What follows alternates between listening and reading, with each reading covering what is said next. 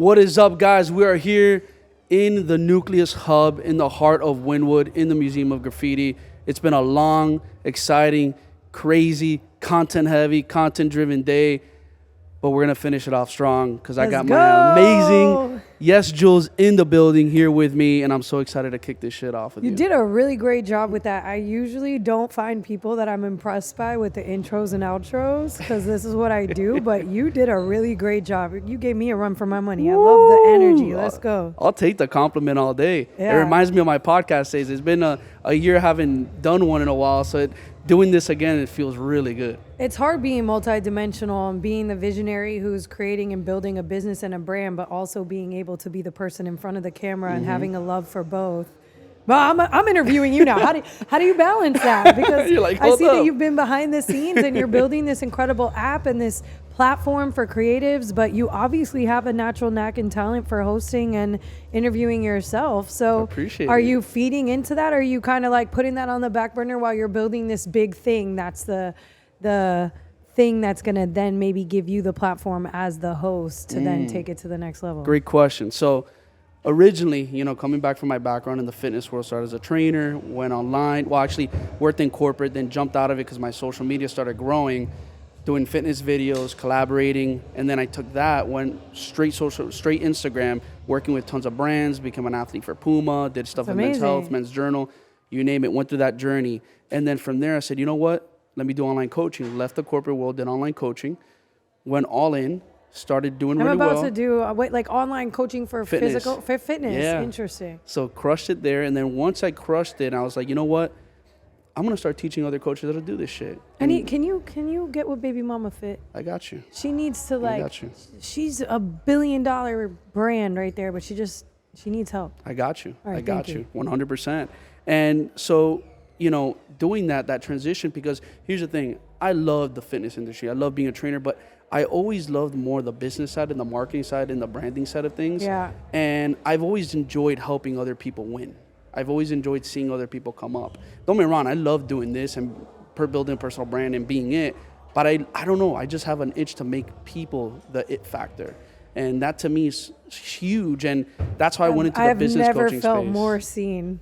I literally can't help it. I sing, I act, I love to create, I love to host, I love to interview, but there's something in me that loves just as much, if not more, helping other people who enjoy doing those things do what they do at a larger scale. So I've had a really hard time focusing my entire career being behind or in front of the cameras and on the stage and behind the scenes and backstage, so it's been hard to find that perfect sweet spot of how do I do both? How do I nurture my love for helping others and wanting to platform other brands, people, artists, you name it, and then also feeding into me, who's also an artist that likes to express myself in creative ways. So I'm still trying to figure that out to this day. But and it will, it's one of those things that even for me in the position that I'm in, kind of what we were talking about, COVID came, I went all in with the business coaching, blew that up because everybody needed my help. Yeah. And right during that time, after that was blowing up, I said, you know what, I'm going to open up my marketing agency. And through my marketing agency, I was able to start helping coaches automate their business.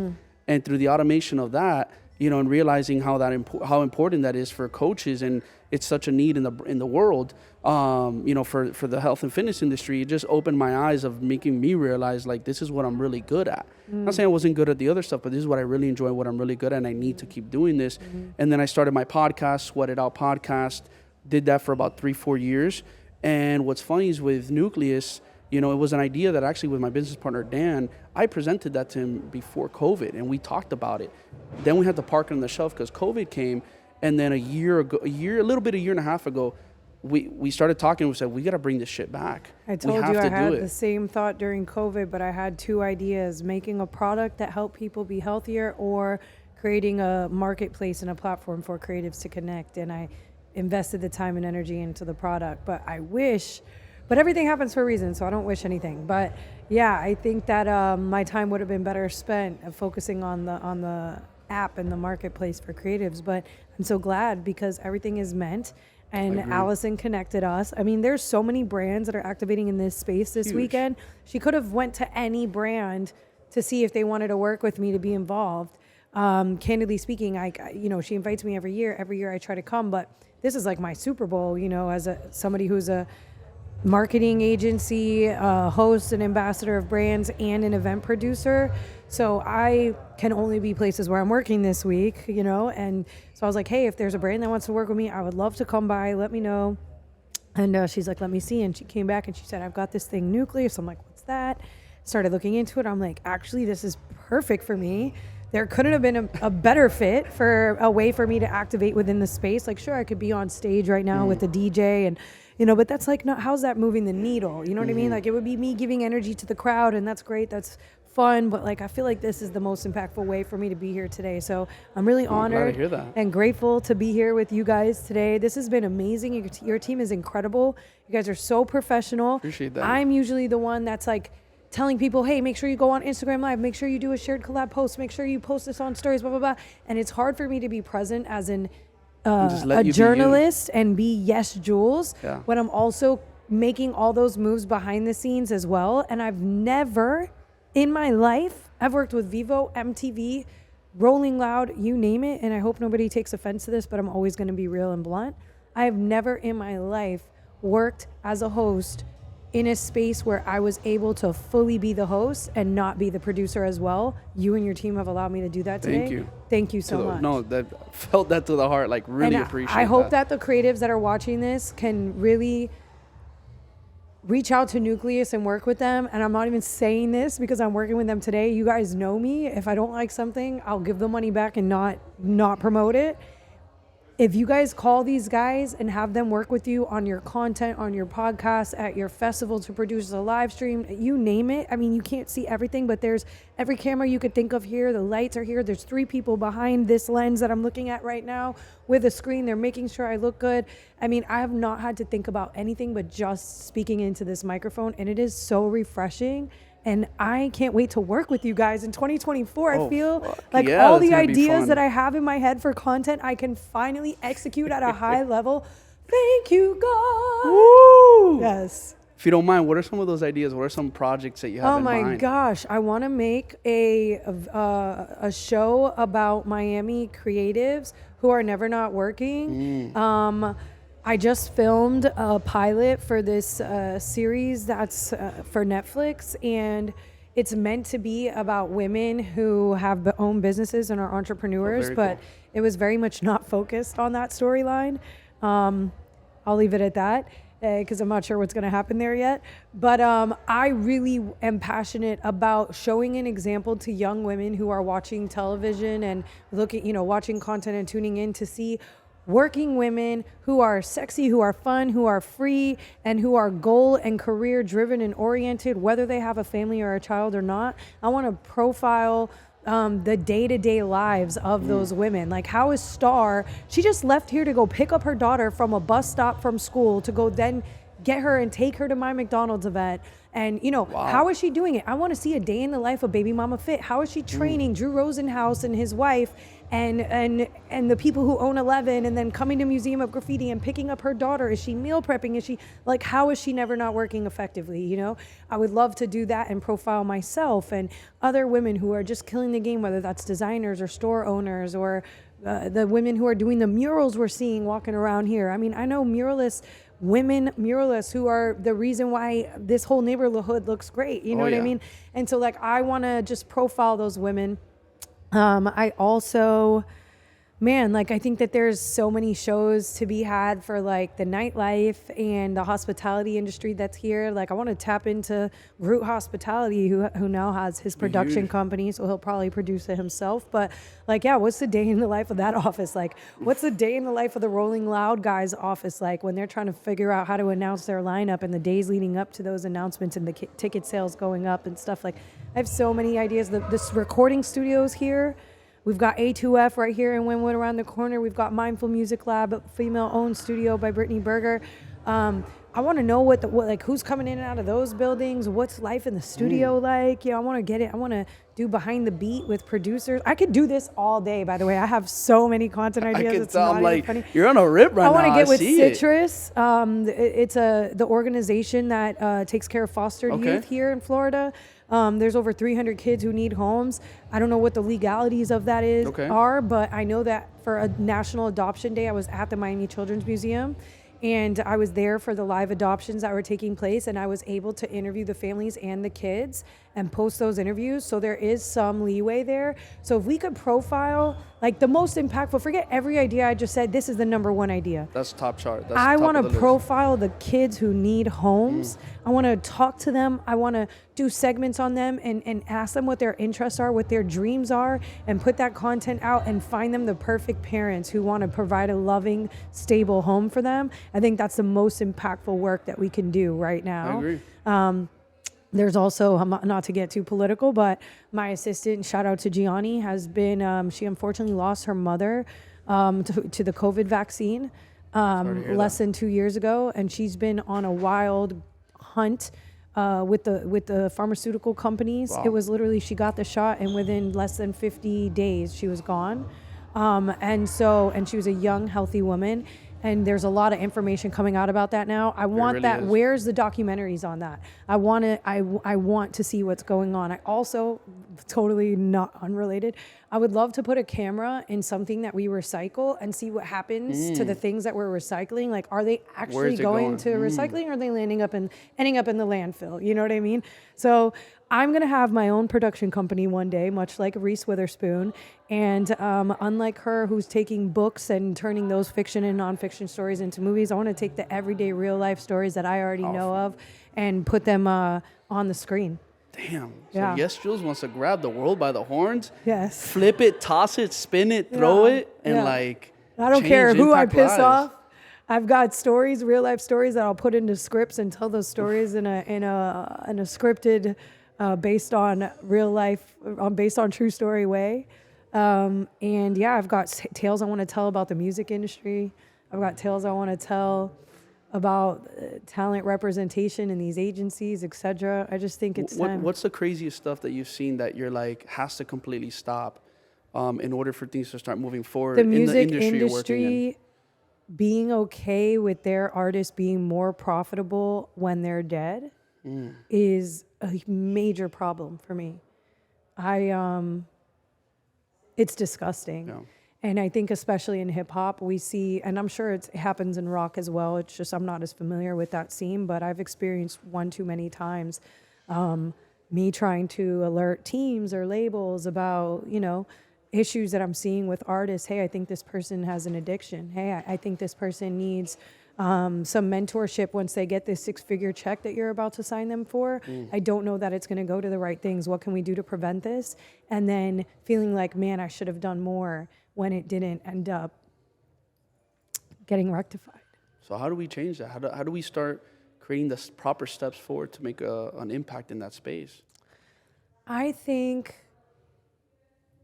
these people only care about money. And so we need to make it make sense for them.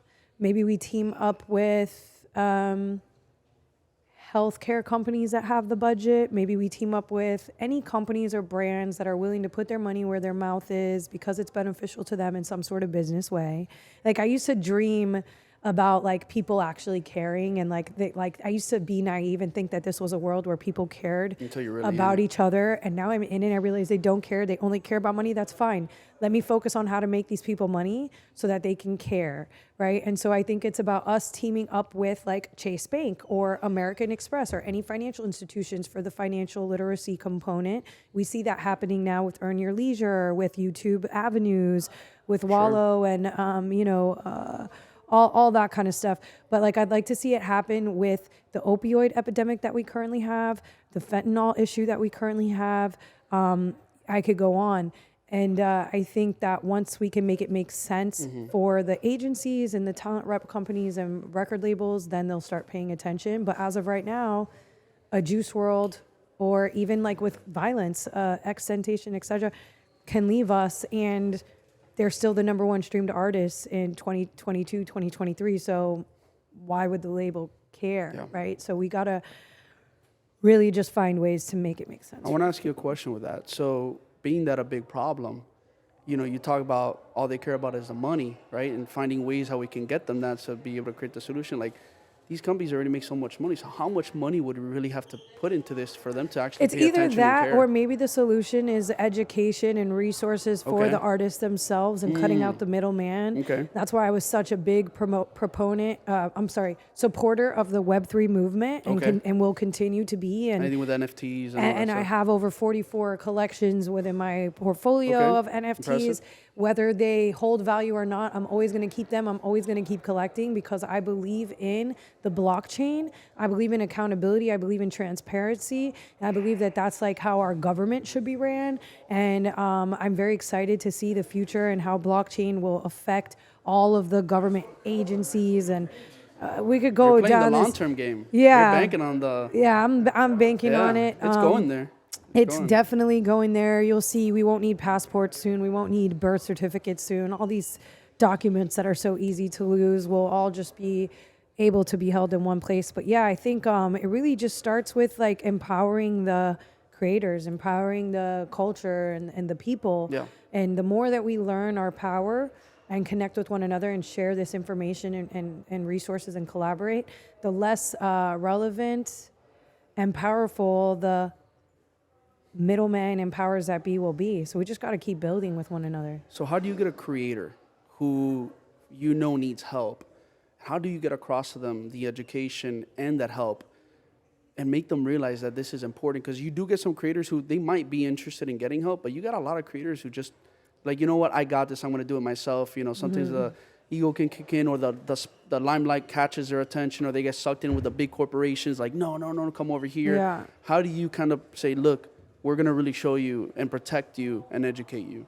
I think I've had my ups and downs with this journey. I've been unsuccessful in some cases, very unfortunately. But I try my best to just be authentic. And I think I have this cool thing going for me where I'm like, you know, my agency's tagline is bridging the gap between cool and conscious. So Very cool. yes, I have a foundation for fostered youth. Yes, I have a deep passion for influencing artists and the people, the young creatives that I work with to care about community, to care about giving back. You know, with Ja, we did the Helping Hand concert. You know, you'll see if you look back at his journey, the last few years of his life, he was very much focused on giving back, very much focused on spreading positivity. I'm proud to say that I feel like I was an influence on him with that. Amazing. But at the end of the day, you can't change the whole world, you know? So even if you see a change happening in one person, the people around, the community, the neighborhood, et cetera, is still gonna be where it is until those changes happen. And so I think for me, it's just about like, you know, there's people who have told me like, hey, if you dress different, maybe you would be taken more seriously in these meetings with the labels, or maybe you'd have equity in these brands already or whatever. But like, if I didn't dress how I dress, I wouldn't be being authentic to myself. And I've tried to like force myself. I also don't think that I'd have the influence and the level of communication and trust that I have with my peers if I did become a suit. Yeah. Or if I did take that And job at the label. I'm sure you've tested it and you've seen the difference. Yeah, I tested. I wasn't happy because it's just not authentic to me. And sure, I could be the president of a label right now if I would have thrown the suit on in 2016 then you when get the tied into CMO that of same Beats stuff told that me to you're- stop dressing how I am. But then I might be one of them. So I just have faith that God has my destiny and my blueprint set out for me, and that I just have to keep walking one foot in front of the other, and what's meant to be for me will come to me. Amen to that. Like, that's powerful. And I could tell just by the way you're talking, your energy, the way that you sound right now, this is something very important for you and something that you really want to get done. Very. I've lost some people who mean a lot to me because I couldn't figure it out. And it's also not just on me. It's like everything is as it's meant to be. So I do believe that everything happens for a reason. But I wish Lexi was still here. I wish Ja was still here. You know, there's a lot of people that aren't here with us today that I wish were. Prayers to all of them. Yeah. So yeah, I care. I care a little too much. That's why I started YesJulz, because I wanted to just get out of this. And I'm like, how can I just make a product that's healthy for me to encourage my community and culture to think about their health first? I don't want to be so emotionally attached and connected on the everyday level. Let me just make something that gets them to think in a different way. And so I made YesJulz. But that's not where my true passion lies. You know, I didn't wake up every day excited to like make juice. Yeah. It was a fleeting joy. And so I find myself working with artists again as much as I try to fight it. And I'm just hoping that I can do it the right way this time and like protect my heart and know that I'm doing the best that I can and that Which you are already. there's going to be other variables out there. Yeah. Which you are. And, you know, there's a saying that says, you know, you can take a horse to the water, but you can't make him drink, or make her drink. So it's one of those things where the fact that you're just already taken there, that's the game. That's the process. That's you doing what you're supposed to do, but you can't force somebody to do something. Yeah. Right? And it's sometimes you're like, shit, I want to see them move Totally. forward, especially if it's somebody close to you or somebody you really care about, somebody that really influences you. And you just, you know, sometimes you have to let people fall flat, or sometimes, you know, it's not where life wants to take them. And trust me, I can tell you stories on my part as well where it's like, man, I see it, potential, this, that. And then it's like, I'm going to take you here, but I can't put your head in the water and make you drink it. You know, and sometimes you got to Or it's even sometimes about the delivery. Sometimes I wonder, like, too. man, if I would have changed my strategy, if I would have altered my delivery a little bit, like, what could have been, you know? What do you think your delivery back then, I think the way I wasn't it happened present versus enough. now? I think I had so much going on leading up, you know, before I went to Vipassana and learned how to observe my breath and take a moment to be present, maybe what I would try to say, the message I would spread to people, or, you know, the way that I would interact with people wasn't as impactful or wouldn't resonate as much because I was never really fully here. Like I said in the first interview, like I might be thinking about texts that I need to answer, or emails that I need to send, just being an entrepreneur, having 2 businesses and a foundation that's 3, and just trying to juggle it all, you know, and not really ever having, like, I don't have a mentor. I don't have a manager. I don't have an agent. I don't have a publicist. Just you. I don't even have a personal assistant right now. And so, yeah, I don't have somebody to like show me the way. And I think, you know, if I could give any advice to a young creative or any creative, older, young, whatever, that's watching this, is like, find somebody that's already doing what you want to accomplish and just reach out and ask if they wouldn't mind leading you. You know, I asked somebody who's done very, very well for himself that I always thought might be too busy if I needed to call him and ask for advice or whatever. I just saw in the news that he made a really big step with his company this week. And I reached out to him. I'm like, man, I hope that we get some time to connect during Basel. Like, I really need some guidance, you know? Like, I wish you could mentor me. And he's like, Jules, I'm always available to you.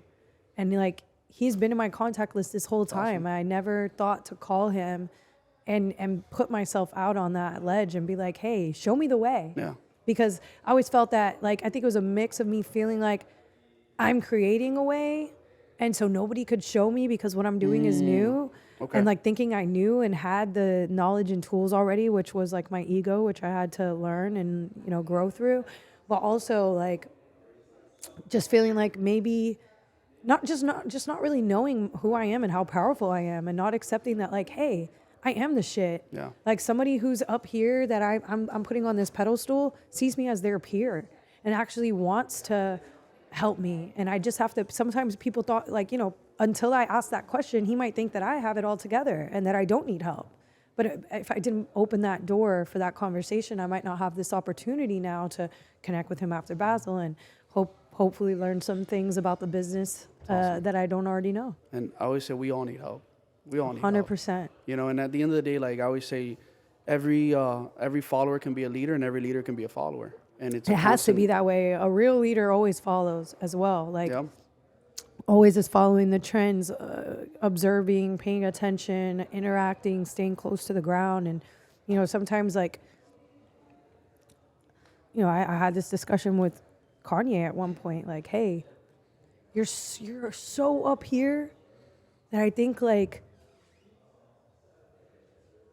I don't even think you know what's going on down here anymore. I don't even think you know what we want to hear from you or the guidance that we need. Yeah, which obviously you're up there for physically, sure. Financially, like in every spiritual, in 100%. Every way, you're just way in another atmosphere than us. But we're down here and we still need you. And we still want to connect with you in that way. So like, how can we open this bridge of communication up again? You know? So yeah.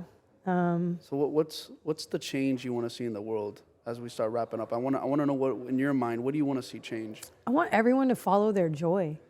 I think if everybody followed their joy and trusted and believed in themselves and had faith in God, the universe, whatever you believe in, we'd all be in a much better place. Like, you don't have to, and I tell my parents this all the time, it's easier for our generation that's like literally making a living off of our phone to be like, follow your joy, never not working, be an entrepreneur, create content, just be an influencer. It's easy. Like, people like my parents are like, what does that even mean? I've worked at a job that I hate for 30 years. I got to wake up and do it because I have no other choice. It's like, you do have a choice. You do. Your life is so much more meaningful than you waking up and going to a job that you don't like day in and day out just to pay the bills. This earth is, we are in a heaven on earth. This is the Metropolis. Like, God is a plentiful God. There is nothing stopping us from living out our joy every single day. It doesn't matter if you're 70 years old, make the change.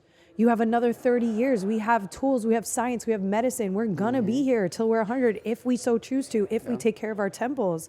So if you're working at a job that you don't like and you're like, man, I just feel stuck, like, take that time. Go do Vipassana, meditate, close your eyes, go within, figure out what it is that you're destined to do on this earth and make a way to do it, because there's never been a better time than now to follow your joy and like make it happen.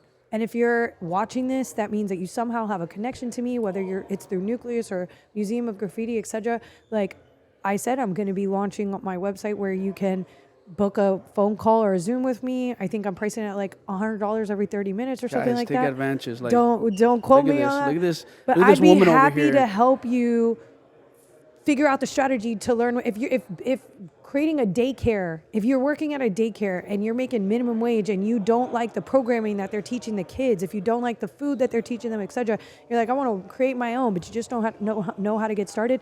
Let me consult you on that. I'd love to help you. I'll make the connections via email. I'll help you come up with a business strategy. Like, sometimes people just don't know how to like connect those dots and use that side of their brain. Everybody has different strengths and weaknesses. My favorite thing to do is connect the dots and help people figure out how to follow their joy and do what they do, what they love for a living. So I think, like, even, there's people that we go through drive-thrus. If we get food in the drive-thru lane, there are people who will love that. Yeah. And they should be the ones doing that job. You know what I mean? And it might lead to them owning their own McDonald's one day. But we all have like a trajectory and a journey that is meant for us. And I'll bring this word back, ikigai, the Japanese culture. It's an amazing word and people should read that book as well. But, every single job that there is out there, there are people who are meant to do that job. And I just think that if everyone was following their joy, we wouldn't have road rage. We wouldn't have such high divorce rates. Like, if you're in a marriage and you're not happy, leave. Yeah. If you have a child with someone and you feel and you don't want to be in that relationship, leave. God will make space for God to bless you for the blessings that are waiting for you. Stop letting fear drive your life. Yep. And that's just like how I've always lived my life from a young age. And I had a lot to be fearful of. And for whatever reason, like, that thing just never existed in my mind. And it is the biggest blessing and a little bit of a curse for if you're my mom and you see me on a motorcycle. Like, God bless her. The poor woman is probably like, yeah, you have no fear. You jump out of planes. You do everything. You're going to kill yourself one day.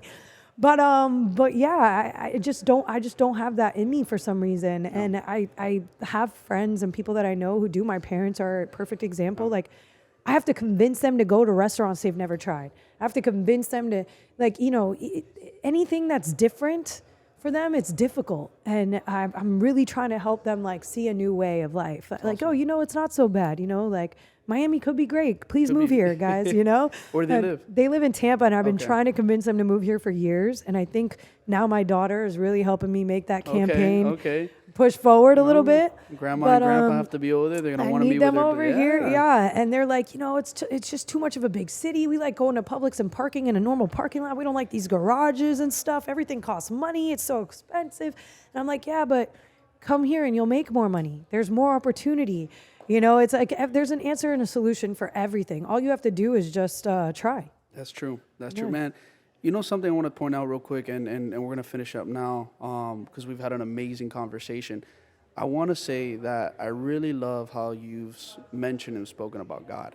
I feel like a lot of people either are scared or they don't want to say it because they're going to offend other people.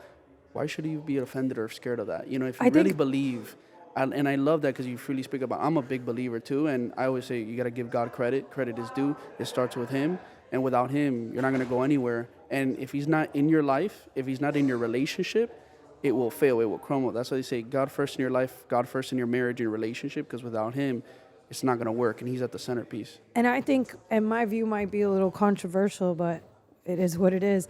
I think that's due to people not really. This is a whole conversation. People not really understanding that we are God. We are one.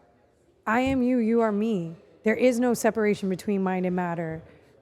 We are an extension of God. You know, I don't believe that God has a name. I don't believe that God has a specific son or daughter. You know, I don't believe that there is a book that tells the story of our God in a way that's the definitive answer, right? I think that there is a creator that created all of this, and that we're an extension, and made us in His image and His likeness. And, you know, whatever you believe that to be, good. Believe, you know, follow that. And I think everyone should have the right to follow their own path with spirituality. And as long as you have faith and you walk in that faith, it's one thing to go to church on Sunday, but if you leave church on Sunday and then you are stuck in traffic and flick somebody off on the way home because you're trying to make it home in time for dinner or something like that, are you truly a God-fearing person? Are you, you know, like, there's it's not about the rituals and the practices. It's about walking the path every moment and knowing in your heart and the decisions and the human being that you are. Like, you know, there's a lot of, it's easy to distance yourself from religion in a world where religion has been used to fight wars, in a world where religion has been used to govern people, etc., and punish people. And so, you know, I get it. I was very much that person for a long time. Like, oh, I'm not talking about that. I don't believe in God as any specific person or name or being. But no, after sitting with myself, again, Vipassana, thank you, and going inward, my relationship with God is stronger than it's ever been.